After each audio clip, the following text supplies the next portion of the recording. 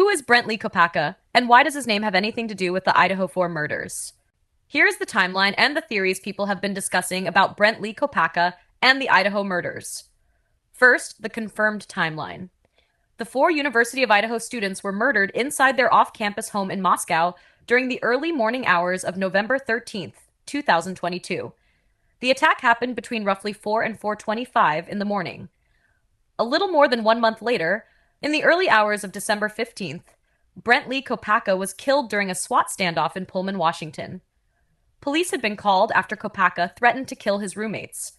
When officers arrived, he had barricaded himself inside, fired a gun, ignored negotiations, and did not respond to less lethal tactics. The standoff escalated until a SWAT sniper shot and killed him. A later review ruled the shooting lawful. Now back to the Idaho case. Investigators named Bryan Kohbergers as the suspect, but the evidence presented so far has raised a lot of questions. The DNA found on the knife sheath was touch DNA, which is extremely sensitive and can be transferred indirectly. The defense has pointed out that touch DNA alone cannot prove who held the object or when. There has also been debate over the phone data and surveillance evidence. Some analysts and a potential expert witness have suggested that the digital records may not clearly place Kohberger at the house at the exact time of the murders. This has led many people to argue that the data could be interpreted in multiple ways or may not be as definitive as originally presented.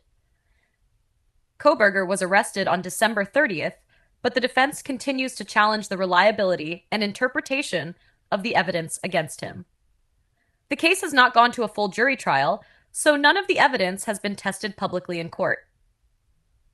Now, here's where the online theories involving Brent Kopaka come in. Because Kopaka was killed only weeks after the murders and lived just miles away, people on social media began to speculate about a possible connection. Some claimed Kopaka could have been the real attacker.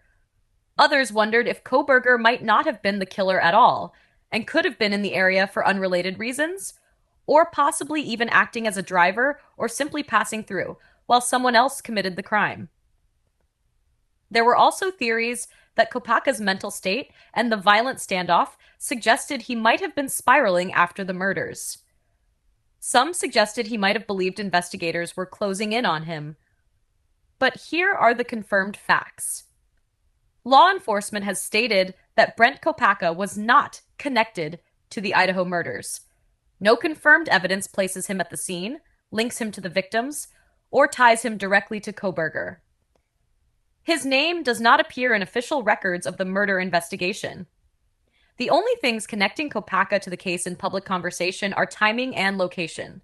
Those coincidences were enough to spark theories, especially as questions continue to be raised about how strong the evidence is against Kohberger.